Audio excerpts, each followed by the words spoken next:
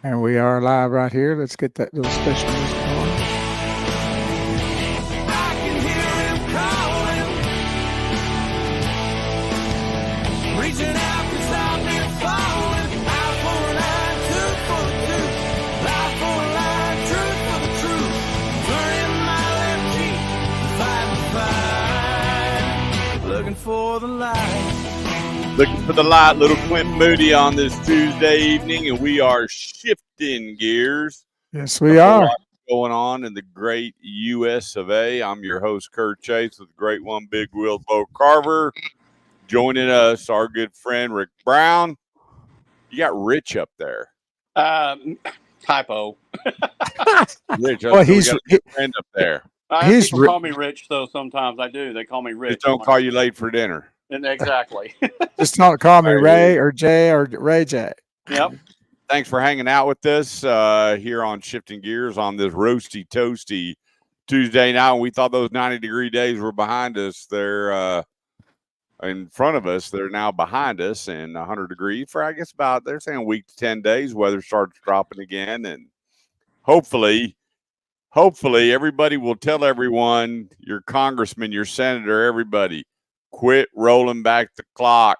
We can have sunshine year round to make it a better year without darkness at 5 o'clock. Mm-hmm. No doubt. We have a whole lot to cover. And before we go any further, want to make this segment all about the great folks over at Driver's Edge Auto Repair. They don't winterize. They don't summarize. They only do the work that's needed at the time. If you go to mydriversedge.com, it's there on the screen. 23 locations. They're in the tire business, folks. If don't worry about going anywhere else, get it all done at one stop. If you got price protection, they're there. If they need to beat a price, they're there. They need to match it on specialty tires, they're there. You don't have to drive around after you get your oil change, your car worked on. Get it all done there. And then for moms and dads that are buying those back-to-school cars, you don't know how to look at a car. You don't know about cars. You don't contact me. That's okay. You have $35. Check it before you buy it at mydriversedge.com. Make the appointment. Give them $35. They're going to go headlight to tail light and let you know whether you're buying a good bucket of bolts or you're buying one of those cars that, well, you just don't need to buy it. The place, mydriversedge.com. Over to you, Boski. Well, we want to thank our buddy Rick Brown for being a part of our broadcast. He's a good, dear friend of both Kurt and I over the years, and have a lot of respect for him because he is a retired school teacher and just recently retired, but still back kind of teaching part-time as a, I guess, what do you substitute? But substitute. You're not a substitute type teacher, but that's what your back is to just help out because of the issues that are out there. But Rick, thanks for being a part of the broadcast tonight. Give them a little background about like when you got started back in the day of why you wanted to become a teacher and what was your, passion about that or your idea about doing that and your background with your education and stuff. Why don't you fill everybody in on that at this point? Sure. It's probably back in 1999, and I was working at American Airlines, and a buddy of mine that I actually went to church with approached me and said, "Hey, you ever thought about being a teacher?" And I said, "Well, I thought about being a coach at one time, but they put in so many hours." I said, "I don't know that I want to do it." He said, "Well, have you ever thought about?" Let me interrupt here. What kind of coach were you wanting to be? At that time, football. Okay. I thought about being a football coach, but cool. I thought, it just takes a lot of hours, and then it's grueling. So, and he said, "Well, have you ever thought about teaching special ed?" I said, to be honest with you, I laughed. I'm like, "No." And he said, "Look," he said, "they're needing special ed teachers at this time because they need they're short, and you could do this on an emergency certification." Since I had a degree, I just finished my degree, gotten a degree in business, and I said, "Okay." And he said, "They'll make you promise that you go to a certification school." And I said, "Okay." So I tried it for a year. What year was this? What year was? What was year was this? It was 2000 is when I started, okay. And okay. I absolutely, I enjoyed it. The kids were great, and at that time I was teaching high level kids, resource English. It just needed a little bit of help, but I really enjoyed doing that. And then I had switched districts, and because I'm one of those guys that wants to, if you're going to be in a job, you want to learn all about it. Special ed. Some people just go in it to teach resource, or they'll teach kids like with severe disabilities. They just want to stay in one area. I wanted to get a well-rounded background in it, so I did the behavioral unit, and then I went from there. I went to what they call the FOSSA unit, which is a functional academics through community integration, which is a little bit kids with lower cognitive abilities, but they'll be able to work and be independent, and that was the goal. And then I went into the what they call, used to call it severe and profound, but these were kids where it was just pretty low cognitive, maybe the cognitive ability of a 2-year old, But no and matter what age, no matter yeah, what age. yeah, no matter. I did elementary, junior high, and high school, and I really really enjoyed it. I mean, the kids were, it was, it was rewarding, especially when a lot of people said some of the kids, when I taught the Fosse class, the parents have been told, well, your kid will never be able to do simple math and simple, it's just simple tasks that they'll be able to be okay, but they won't be able to be academics. They won't be able to do it. And I thought, I don't like that word can't. Right. And so I went in and I'm not a miracle worker. I just challenged them. I gave them spelling tests just like everybody else, and I didn't give them baby words like dog, cat. I gave them pretty hard words, and we'd work on them every day. I gave them math, just pre-algebra, 2 and 3 step problems, and it took a while, but then they started getting it, and they started doing it, and then the parents they were just blown away. They said my child will never be able to do this. I said no, they can do it. It's just like I said, I'm not a miracle worker. I said I just believe that they can do it. I think all kids can learn. So and it just, I don't know, it was just fun, and I enjoyed it and did it for 21 years. But I saw a lot of crazy stuff, and which we can get into. But Right. but yeah, it was just a rewarding career.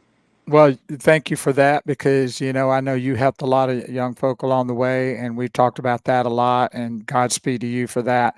So let me ask you, to get started, what would you say is the biggest change from the time that you started there to the time that you retired? What was the biggest change that you saw in the educational field? Well, they've emphasized testing, which I'm not for that. The Well, star, we've talked about that. yeah. Well, and, Kurt's got a and few then things to say about that, of course. yeah, and then the lack of discipline and consequences. No, You no go to matter. a lot of the schools, and it depends on your. I'm sorry. I was just going to say, Go no ahead. matter what ages, right? No matter Yeah, from no matter what ages. I mean, it's they've taken discipline and a lot of consequences out of the school system, and that's why you're seeing a mass exodus of teachers. They're fed up. They don't want to do it anymore, and quite honestly, it can be dangerous. I was on a vacation last month and was in Europe, and I met a young lady that was from a district just south of Fort Worth, and she said that there's a zero tolerance or a zero policy for cell phones in a school, and which I understand, and she said there was a young man that was in the hallway, and he had a cell phone on talking, and she said, hey, you need to get off your phone, put it up. And this is a high school kid, and he shoved her up against the locker, and he threatened her, and nothing happened to him. And she said, I resigned the next day. And this goes on. I mean, a lot of people don't know that it goes on, but it does. And it's dangerous. It's a dangerous situation. Even, I've been in an elementary before where a kid that was always getting kicked out of class, didn't want to be there, cussed teachers out. He threatened to bring a weapon one day, and the principal's at that time response was, well, he didn't really mean it. I'm like, well, I'm glad you know something that I don't, because I take all threats serious in this time of day. So nothing happened to him, and this, like I said, that's one of the reasons that teachers they're just fed up. They can't teach. There's a lot of great kids out there, a lot of good teachers, but their ability to teach is hindered by the kids that I guess, or but for lack of a better word, they're just behavioral problems. They don't want to be there. Well, let me just ask you this, Rick. What's the reasoning to why where we got to the place where we don't have discipline and we're allowing this to go on? Who's responsible for that? Well, what I noticed was we had the school psychologist and we have what they call behavioral interventionists, and it's not all of them, but it's a big majority of them. They've made excuses for these kids, and they label a lot of these kids. It's a label you'll hear it called emotionally disturbed, but I can't get the definition for that. What is emotionally disturbed? That's a wide variety. Well, they can look at me and get that. Exactly. I can look in the mirror and not do that, and I'm like, but it's excuses for why that kid acts the way they do, and what it all boils down to, there's no consequences or discipline at home. It pours over into the school, and the school's not going to do anything. But there are people. My personal opinion, there's been people that have infiltrated our school systems. They want this. Is it about Because the money? these kids that get labeled, I think it is about the money, because a lot of kids will get labeled in a special ed setting that aren't really special ed, and I've seen that happen before, and I fought it. Just to And I keep got them in told a class to get money, right? Keep them in just to school. keep them. Well, what people don't realize, for every kid that's in school, they get money from the state for attendance. That's why attendance is so important for the schools. So, but a kid with a special ed label, they get money and a half. They get that money, a student, whatever it costs for that student, plus another half of that student. So it's more money, and so they want So those they're kids. almost glad to put them in that class. Yeah, and there's been teachers we've had violent kiddos that have hurt teachers, have hurt students. Nothing happens to them, and um, it's sad that it's gotten to this point.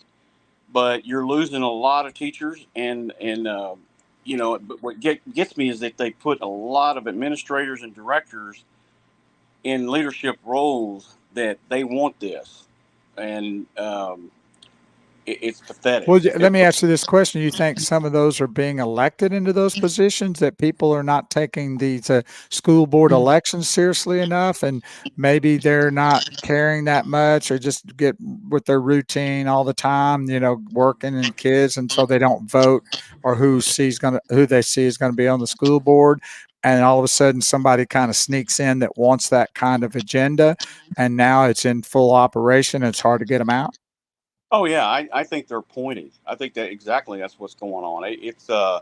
I've seen some really highly qualified people that have interviewed for assistant principal jobs that were very good get overlooked, and then somebody else gets that job because they're a little bit more lenient on discipline, or their outlook on discipline and structure is totally different. It's out there. I mean, it's just way out there. And I'm like, you can't run a school like that.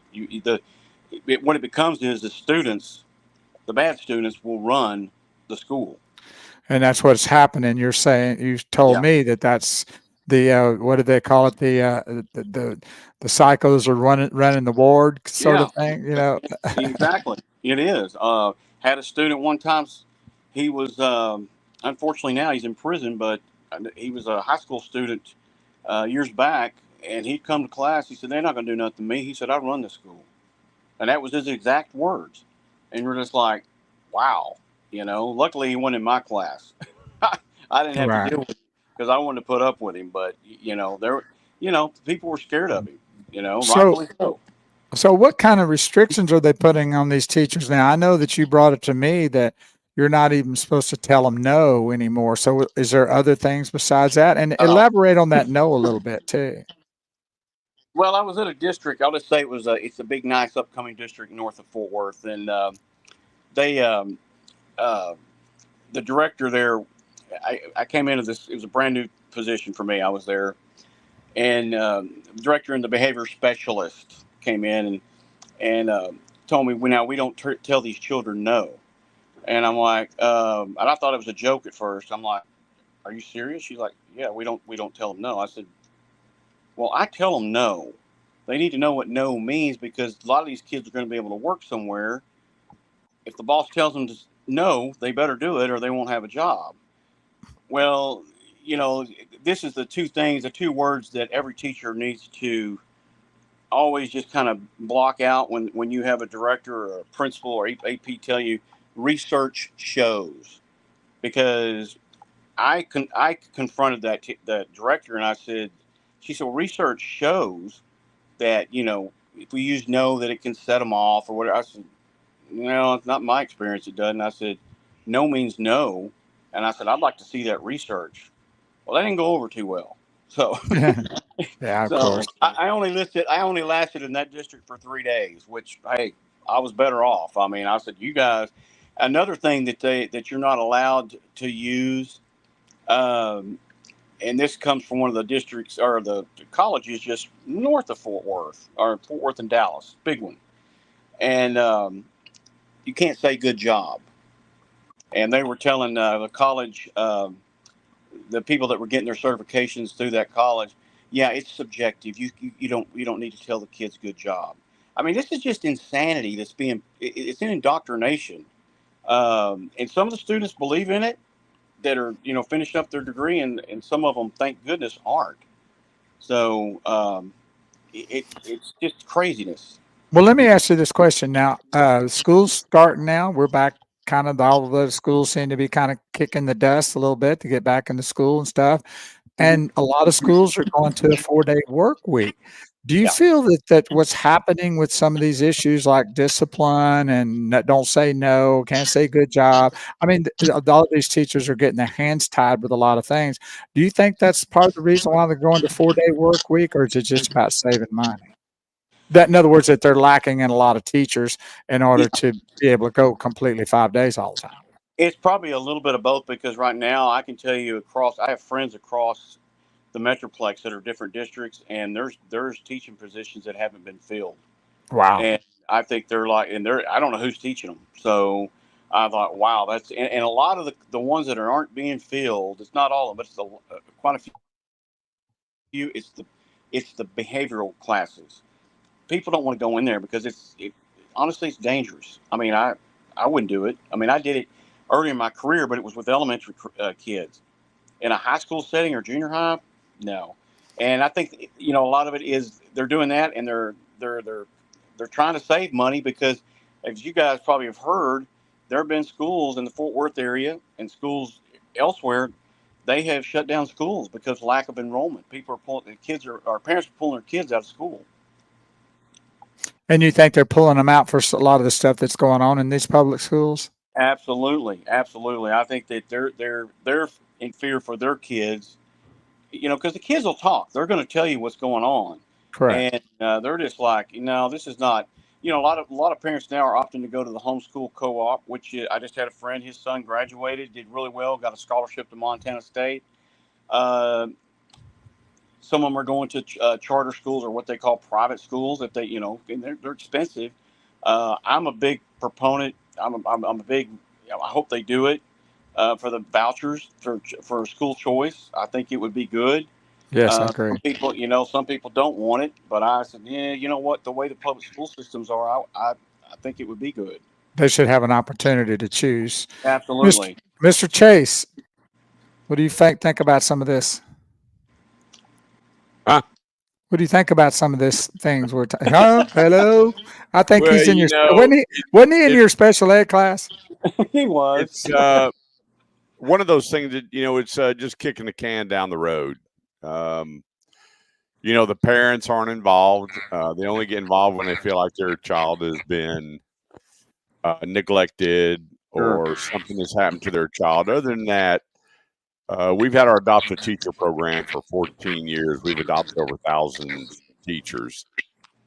And when you went into the classrooms and you talk to the teachers and you talk to the principals, it's just everything is so backwards. And a lot of them that are in the higher anarchy positions don't want to do anything in fear of losing their job, because some of these principals make, pretty good coin. Mm-hmm. Your superintendents, your, different positions. You know, they make pretty good coin with their benefits and everything. And I think that a lot of them are in positions and have that fear factor door that they just don't want to go into to speak up to make things right. And I'll give you a great example is one of our schools asked if we could bring 50 pizzas to the school on a Wednesday night. I'm like, sure, no problem. And we adopted this school many years ago. Just love the principal, love the teachers. And I asked what was going on at the school, and she said, well, the only way that we can get resolved with the parents is to feed them. Yeah. Okay.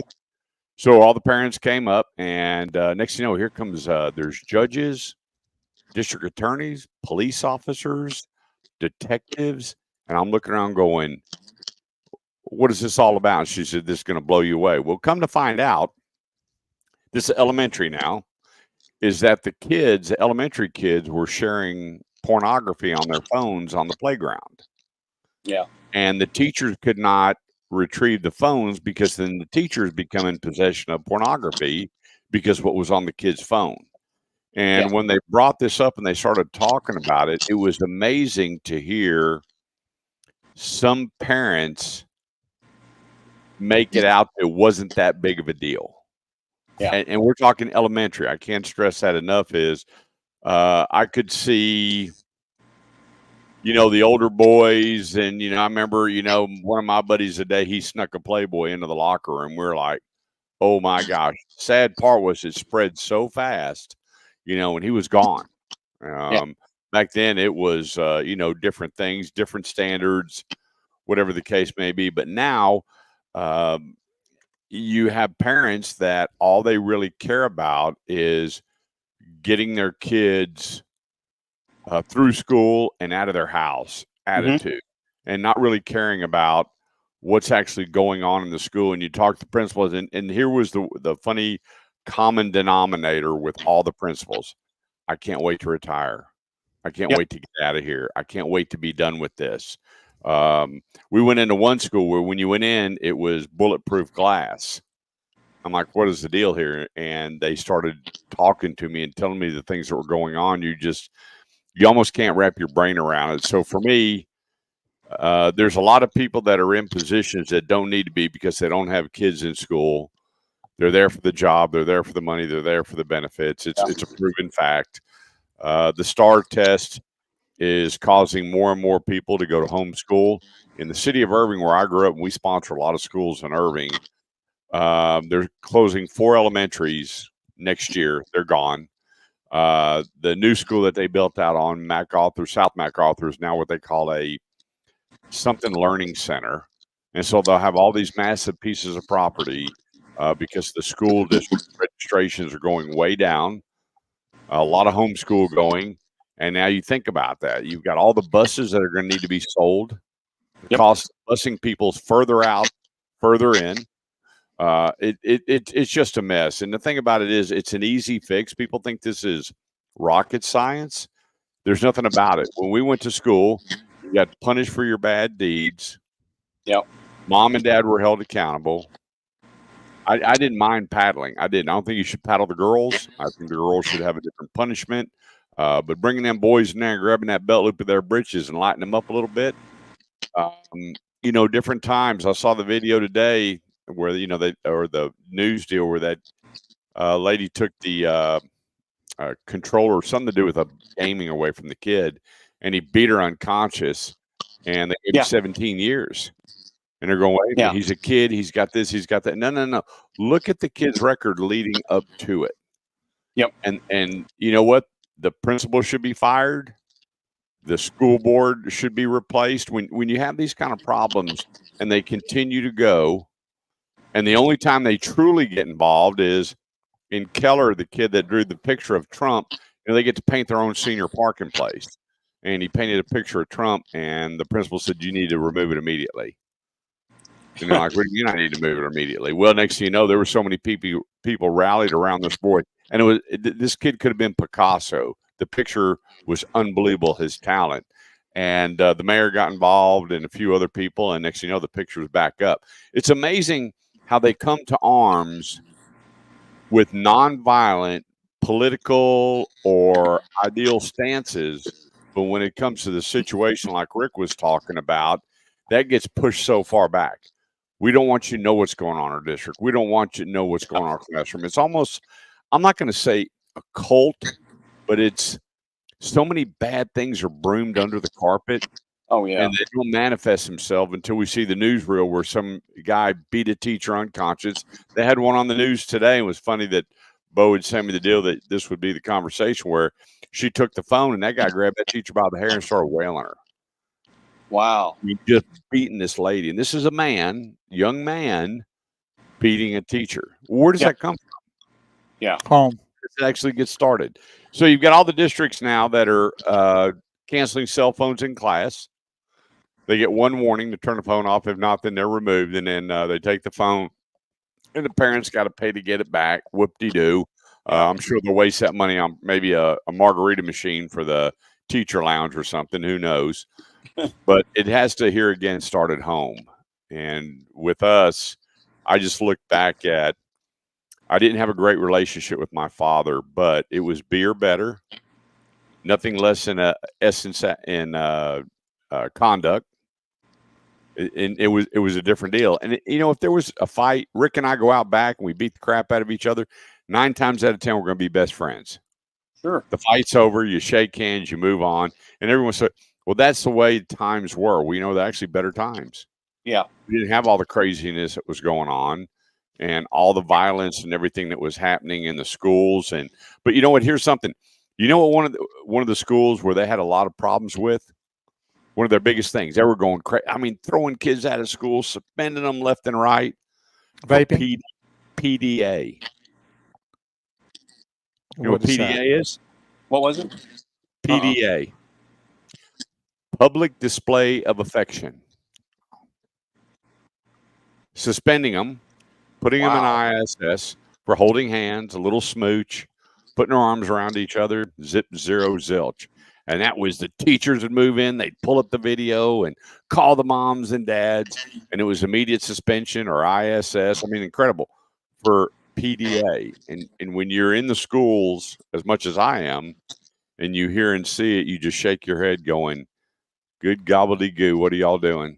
And the final result is, here we have a guy that paid his penance and retired, and they're begging him to come help out because I pulled it up, and they said right now in the DFW, Dallas-Fort Worth area, they're short over 700 teachers. Yep. Not surprising. And one of the reports came in much, much higher, but you figure the day school started, there were shy almost 800 teachers. Yep. And they're bringing in guys and gals like Rick that are retired or have their teaching certificate to come fill in. Yeah. Incredible. Bus drivers. You know how bad they're in need of bus drivers because of all the crap that goes on the bus. Yeah. Yeah. And nobody wants to drive a bus for those same reasons. It's so we know that off, hoping they're going to get, we're going to raise them as boys. Here's the deal.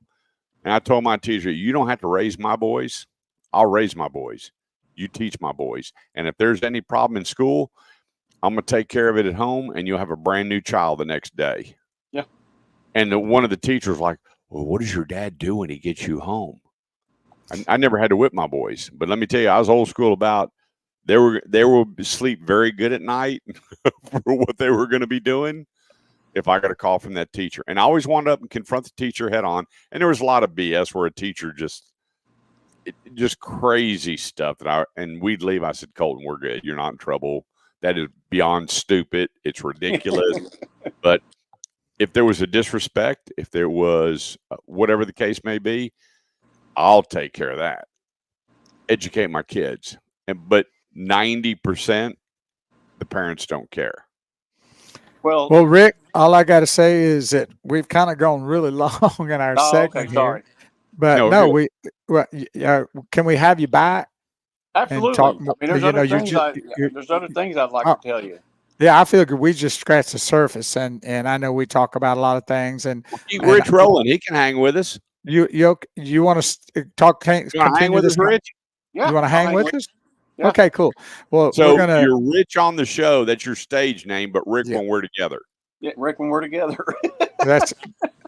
that's his LeBaron name, Rich. Rich. Yeah. Richie Rich. Richie Rich. Well, stay with us, and we're going to have you back. And we just scratched the surface because I know that we all three have a lot of things to say about that. And as school gets going, maybe you can even give us a little more insights to how things are progressing now this year. And we can't thank you enough for being with us. And we're going to turn it over to Kurt now with his segment. Hey, this second half of the show is brought to you by Grapevine Ford, home of the Love It or Leave It promise. You don't love that vehicle when you get it home, bring it back, and they will get you the one that you do love. No questions asked. A lot of times when you leave a dealership and you're out on a BVA or a BCA, which is a borrowed vehicle, borrowed car agreement, there's all these fees and monies based on how many miles, this, that, or the other.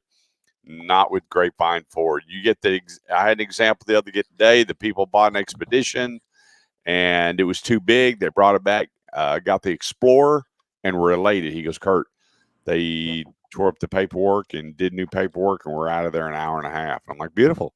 That's the home of the Love It or Leave It promise. From the top-selling Ford F-150 and everything in between, our buddy Andrew Boaz and Cameron Martin going on. Meet them at GrapevineFord.com. That's GrapevineFord.com. So I was blown away today. Had to call my cousin up in New York. I wonder if they're in mourning up there. That the New York, and a lot of people didn't know this, that the New York Giants was the second most valuable NFL team. A lot of people didn't know that. They would have thought it was the 49ers or the Patriots. Yeah. No. So the Los Angeles Rams hop, skipped, and jumped over the Giants to be the number 2 valued team at $7.6 billion. So a buddy calls me and he says, and I was talking to Will Sakala, and I had the same phone call. He goes, man, how cool is it? How cool is it? The Dallas Cowboys are worth $10.5 billion. Most valued franchise in the world. I said, you know what? I don't care. I don't care. If I flip this camera around, you see some of the oldest memorabilia starting from 68 to current, from Don Meredith to Eddie LeBaron. I've got pictures of Bob Lilly tackling Jim Brown. I mean, I've got it all. Every era, I have been a Cowboy fan. But what Jerry's done, running his mouth and getting rid of Jimmy Johnson, really started my kind of downslide. And so, like, you know, who really gives a crap? I don't. How much the Cowboys are worth when they've stunk for 30 years. Yep. And they've had quarterbacks that get to the promised land of the playoffs and can't do anything else. Yep. And everybody's talking to me about Dak Prescott. And I look, he's the second coming of Tony Romo. He's going to have all these stats and all these numbers, and he can't get there. Yeah. Just like Jim Kelly, Dan Marino, Fran Tarkington. So how much that team is worth, tell you the truth, I don't care. Well, Kurt, what I have a question about is how's that happen? How does a team that hasn't done any squat in 25 plus years still be the most valued? What's causing it? 30 years. 30. Yeah. So, well, what causes that? Because it doesn't make any sense. Any other team. They sell more memorabilia than any other team. They've got more fans per game, per size, than any other team in the NFL. They have more people at practice than any other team in the NFL. They got more sponsors wanting to attach themselves than any other team in the NFL. They have more games on Monday Night Football than anybody else in the NFL. And then you take the stadium now that Jerry owns, Jerry World. Then you go to the Star, which Jerry owns. Top memorabilia, top attendance, top in ticket sales. And you put all that together, even though you had a big goose egg for 30 years, you're now the most valued franchise in the world. And it used to be the soccer team over in England was number 1.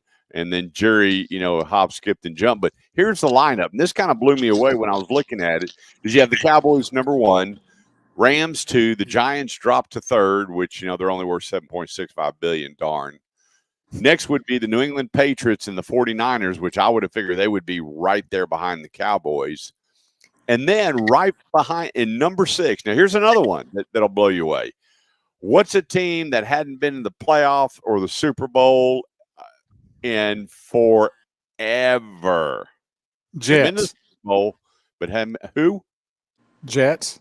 The Jets. The Jets are number 6 value team in the NFL, and they hadn't been crap since Joe Namath. So you wonder how all this is put together. Then you had the Miami Dolphins. No big surprise there. Philadelphia Eagles, definitely no surprise there. I actually would have put them a little bit higher. And then we have the Las Vegas Raiders. Can't wrap my brain around that name. I can't wrap my brain around number 10. Little Danny Snyder's gone. And the value of the Washington Redskins has actually dropped to a mere $6.3 billion. But, you know, little Danny Snyder, not only did he own the Redskins, he also owned Six Flags and so many other things. And he was just a great marketing guy. You know, that was another team to watch to hate. Yeah. And but now, you know, you got the new owners that came in, paid a fortune for the team, and we'll see how all that plays out. But, you know, I have so many people going, same thing as how can the Cowboys be worth so much and stink for 30 years? Forget the America's team. They're not America's team. I wish they'd have never, ever, ever coined that phrase. But I'm sitting here looking at it. And then when you start breaking it down and looking at attendance and how fast their season tickets sell, their concessions, number 1 in the NFL. Hats, jersey, shirts, shorts, shoes. You know, it's something. I went to Pittsburgh with Will Sakala, diehard fan. I think he's got enough Pittsburgh stuff to open up his own store. We went to downtown Pittsburgh, and there's over 100, get this, over 100 storefronts selling Pittsburgh memorabilia. It was absolutely incredible. Underground stores, above ground, warehouse, everywhere we went. And he says, well, how come they don't do it? And I said, because Jerry can't control it. So you're out. You're not going to be out. I mean, there's bootleg stuff all over the place, but every team seems to be so completely different than what the Jones family's doing. And then to top it off, and I'll get off my soapbox, there was 2 things that were said last week that just drove me nuts. Jerry, how come you haven't signed Dak and CD and the great linebacker? And he goes, you know, I went to high school and I went to college. And I went, what did he just say? Now, you got to Google it. You can't make this stuff up. I remember when he said that. And then Stephen Jones comes out, and here's CeeDee Lamb, I think is the best receiver. Number 2 would be the receiver from the Minnesota Vikings. He just got his big $137 million contract. But finally, Stephen Jones spoke, and he sounds just like the old man. Guys, he's under contract this year. We don't have to hurry. We'll do things when we want to do things. I'm going, no, you just didn't say that. Dak Prescott, see you later. Maybe the Carolina Panthers or the Jacksonville Jaguars will get you next year, and you'll appreciate playing with the Cowboys. You really owe us, out of the $250 million, you ought to pay about, I don't know, $60 million back because you stink. You get to that promised land, but anyway, it was amazing. I'm on, I got this sports group, and there's about 180 of us in there, and it was amazing all the back and forth that was going on. I don't have season tickets to the Cowboys this year. Don't want season tickets to the Cowboys this year. I can't wait for the NFL to get started. I'm actually more excited for the college football to get started here a week from Friday, the first game. And I think it's TCU kicks off their season next Friday. And then I'm curious to see how Texas does in the SEC, because they've got Texas ranked in the top 5 in the nation ahead of Alabama. So I'm ready for football. I'm ready to kick it off. I did put my name in the hat to announce football games back in Irving at my old stadium that I played in and went to. And so I'm ready for it. But I'm just amazed that the Cowboys were $10.75 billion. Well, you know, Kurt, I'll say something. If you look in the past, of all the teams that were successful, like I'm talking about the Niners, they had Bill Walsh, who was, I think, a genius. Jimmy Johnson, genius. Tom Landry, genius. I love Bill Parcells.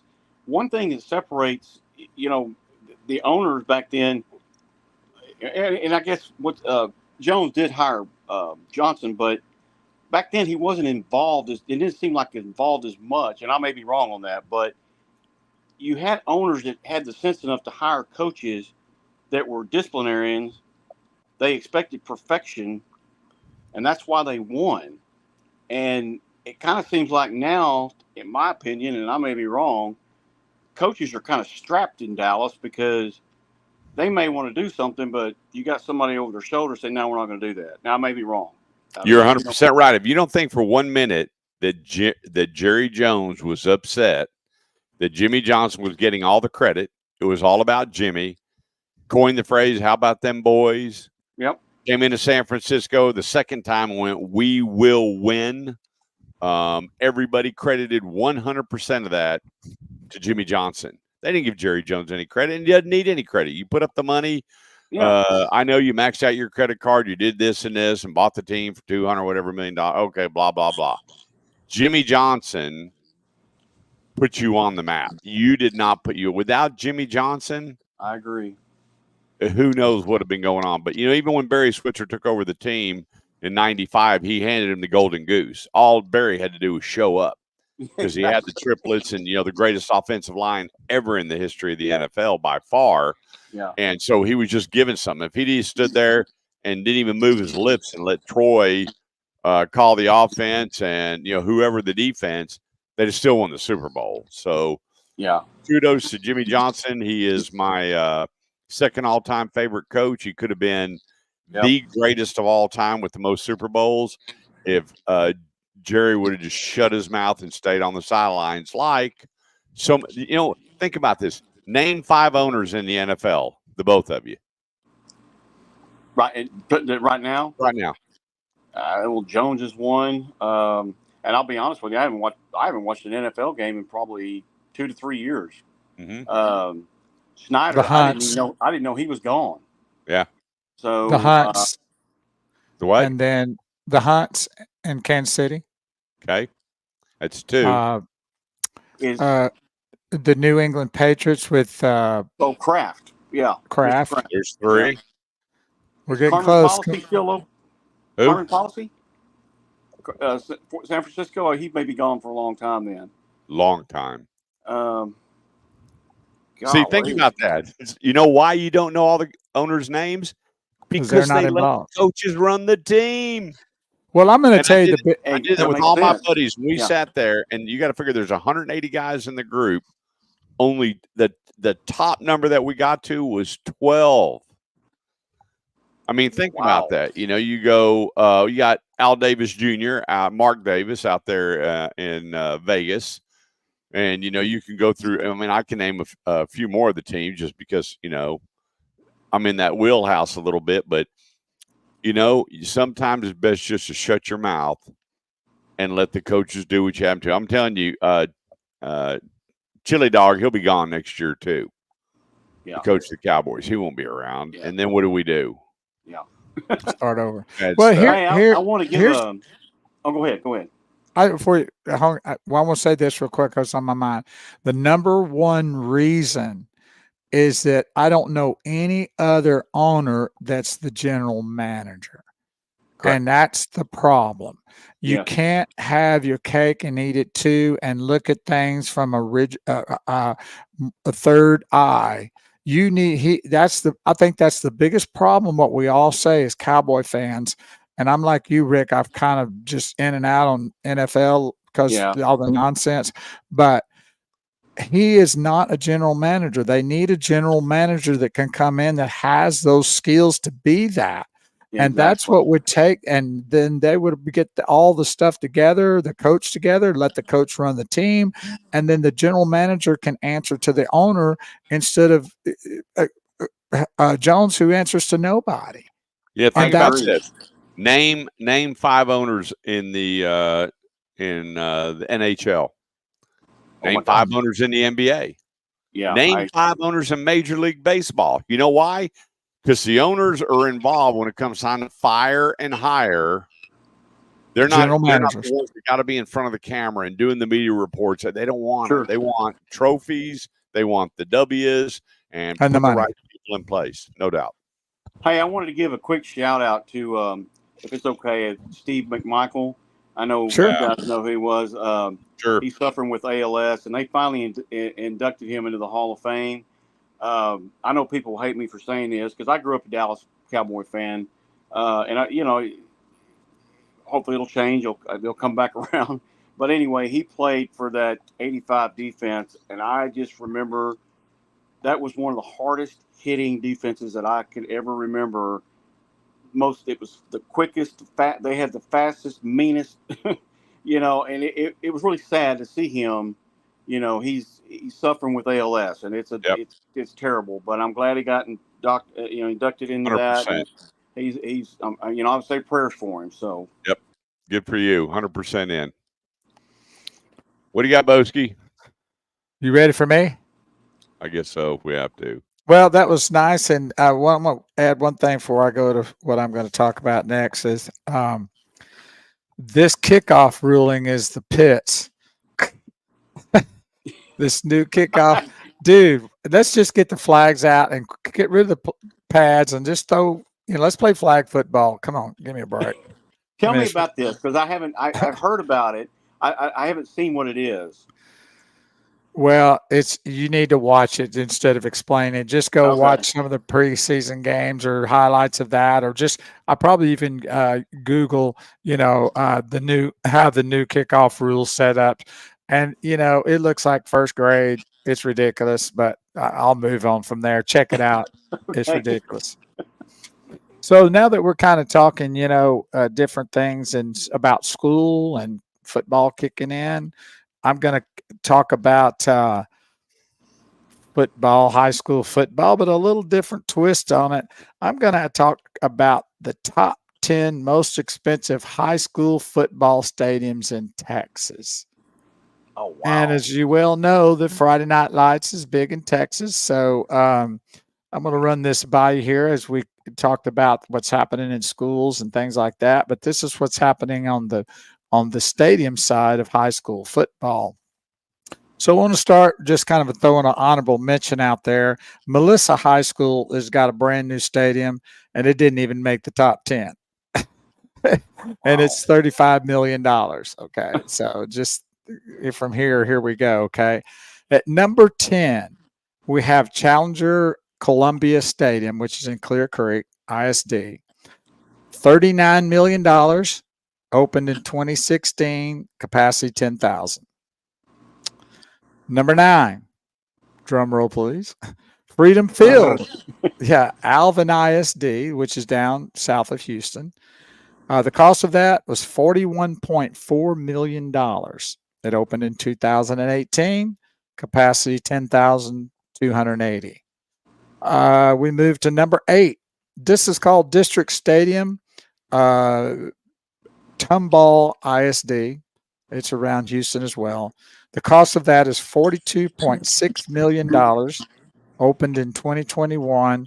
Capacity is 10,000 people. Moving on to number 7. Memorial Stadium. This is in Beaumont, Texas, Beaumont ISD. The cost of that one is $47.3 million.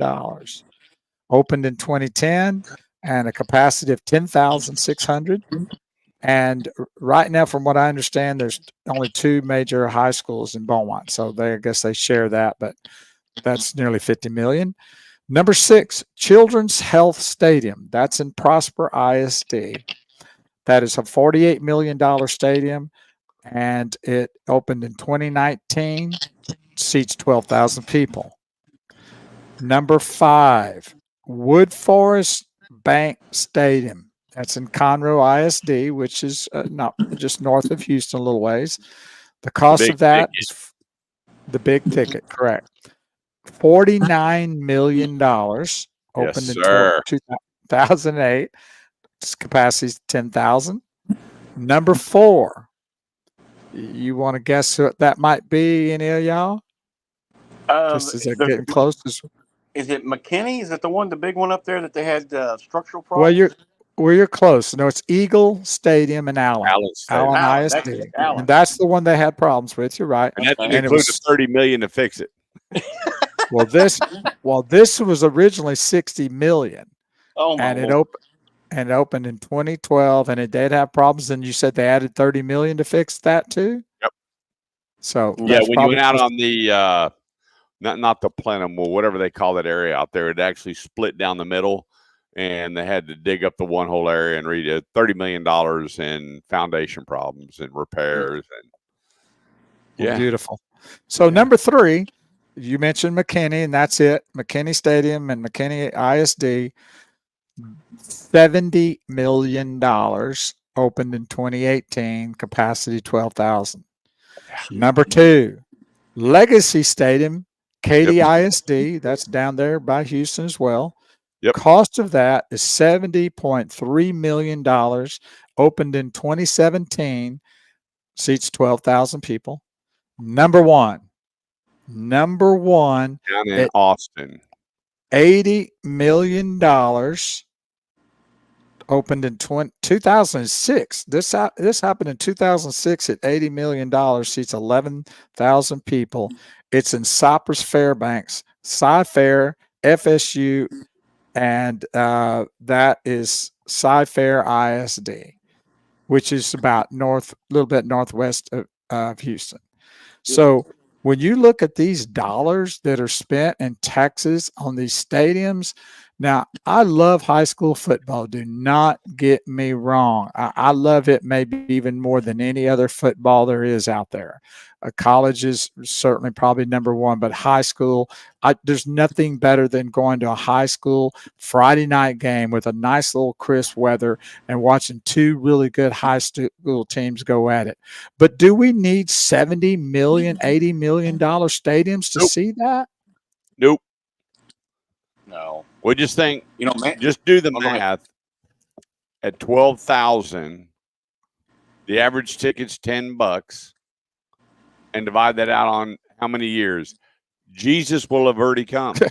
Several times. He already going to be here when that stadium is not even a third paid for. Yep. It's just dumb.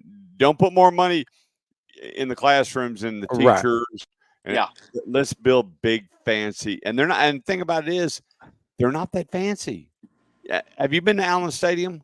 No. No, I haven't. I've been there and I've sat up in the suite. I don't get it. Well, Well, let me just shock you with this one. So this past year, Prosper, who has already got a pretty expensive stadium, they were proposing another brand new stadium. Yep. At $94 million. Yeah, I got voted no. Right. It didn't pass. But there was a big push for it. There was a lot of advertisement for it. They showed pictures of the stadium, all that kind of stuff. It didn't pass, but they were certainly on the edge of getting a $94 million stadium. So it's not going to stop. I mean, we're going to continue seeing stadiums getting built more and more and more. And if you notice, a lot of these smaller cities are starting to come with these bigger stadiums that you would think, oh, it's just Houston or Dallas or, Fort Worth or, some San Antonio, but it's not. That's because of the amount of people that are flooding into Texas, 250,000 a year. The population is growing. The schools are growing. You're 6A, 6-5A. And I mean, it's going to continue just to jump and jump. You're going to wind up with 8-5A. I mean, who knows where this thing's going to stop with the amount of influx of kiddos. Yeah. Well, I again, back to the point that I love high school football. I think it's a good thing to have. And I know people really are into it in Texas. It's definitely probably the best state to have any kind of high school football. But I just don't get the amount of money, especially when we know what we just talked about previously about what's going on in our schoolrooms. And that some of these schools, Barbara Ann just told me, Purple Haze, as y'all know, she went and helped our granddaughter to buy supplies for the classroom, and she couldn't believe the price. And she said that all the parents in that classroom of 25 had to buy the same stuff, but they had to buy it for all the 25 kids, which I didn't get. I didn't understand that philosophy, that I thought you had to just buy it for your own kid, but they have to buy not only that supply, that the list supply for that child, your child or our case grandkid, but you have to buy for the 24 kids the same stuff, and they Yep. got to do the Buy same. what So you what? can is how they tie it. Buy what you can, meaning yours and then others. Right. And so why are we having to put that on the shoulders of these parents, my shoulders, your shoulders, and all that, when we're putting this kind of money instead? This is why the school system is completely out of whack. And I don't ever And the see it new change. half of what was it? I forgot how many hundreds, how many millions they just redid the Stars contract. Yeah. I'm going, wow, what a waste. What a waste. People are getting rich on the backs of our kids. They're not getting smarter. They're not getting better educated. And they're just, it's like lobbyists at a local level. Yes. Well, I do think that Rick put it a while ago that you're seeing more and more parents taking their kids and homeschooling them or doing something different, because I think they're waking up. Back a few years ago, I know people didn't really kind of care, but with all the stuff that's going on, I think more and more parents are really seeing the trouble there, and more people are pulling their kids out, which in my opinion, I'm all for, because let's get rid of all this bureaucracy and politics stuff in these classrooms and shut them down until they realize it, and then maybe they can open up with a better a sense of direction and a train of mind for that path, because it ain't right now. And the only way that's going to happen to fix it is to shut these schools down, and the parents have the pathway for that, and kudos to them. I agree. So, Rick, you asked about the new kicking rule real quick before we sign off. Only the kicker and receiver can move. Once he kicks the ball, they have what they call a setup zone for the receiving team. You know how when they kick the ball, the guys all run down and turn around to block? They can't budge. And once he kicks the ball, the kicking team, they can't budge. Only at the time that it gets into the player's hand, one of two, and only two guys are eligible to get the ball. Everybody has to freeze. Once they pick the ball up and touch it, then everybody starts coming together. Oh my Lord! It reminds me of really weird when you watch it. The first time I watch it, you're standing there going, "Why the hell isn't anybody moving?" And then I forgot about the new rule, and now they have, the players are now starting to wear shadow helmets. And what's that? That's the new protective. You see the practice helmets with the practice pads on it. Yeah. Now they have a shadow helmet that's not as thick to pull over that helmet. And the first player wore it. I forgot which one of the NFL teams, but there's a bunch of stuff coming down the NFL. It's just nuts. Just nuts. Well, that kickoff rule reminds me when I used to play electric football. Yeah. You kick it and you put it in the guy's hands and you start it and then they move. Yeah. It's so ridiculous. I mean, just if you're going to go that way, just stop the kickoff altogether. Put the ball on the 30-yard line and call it a day. Because I bet 90% of those kickoffs the other day were probably started at the 30-yard line anyway. Well, you know where it started. It started in the XFL. Yeah, I knew that. The XFL has been doing it, and the NFL went, wait a minute here. The XFL doesn't have near the injuries, this. Let's give it a shot. And, they brought it to fruition this year. But it's weird to watch. It's weird, and it's a waste of time. Let's just stop the kickoff altogether. If you score a touchdown or field goal, then the other team starts on their 30 and call it a day. Because I guarantee that's going to be 95% of the plays that happen. So stop wasting our time with that nonsense. So that's my take on that. And it's just more and more boring stuff they keep bringing this NFL that just makes it nonsense. So that's my take.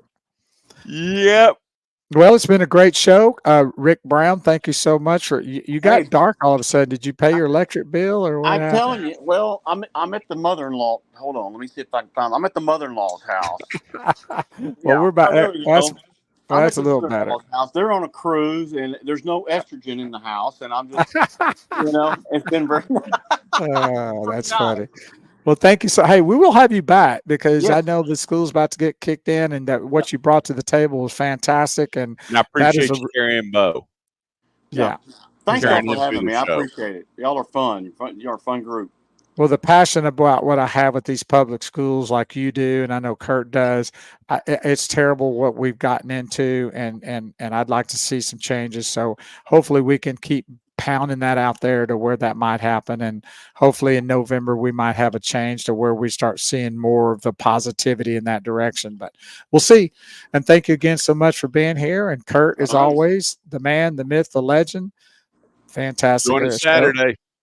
Right. Saturday morning from 8 to noon on the Automotive Edge radio show, and also the Facebook page. On the Automotive Edge Facebook page, we'll also be sharing it to Shifting Gears. We'll be on LinkedIn at the Kurt Chase LinkedIn page, and then also on YouTube at the Automotive Edge radio show. So like and share, join us in, and make comments and be a part of our broadcast. Until then, we'll see you Saturday and next Tuesday. Be safe and have a great week. All right. Bye, y'all. Thank you, guys. Bye-bye.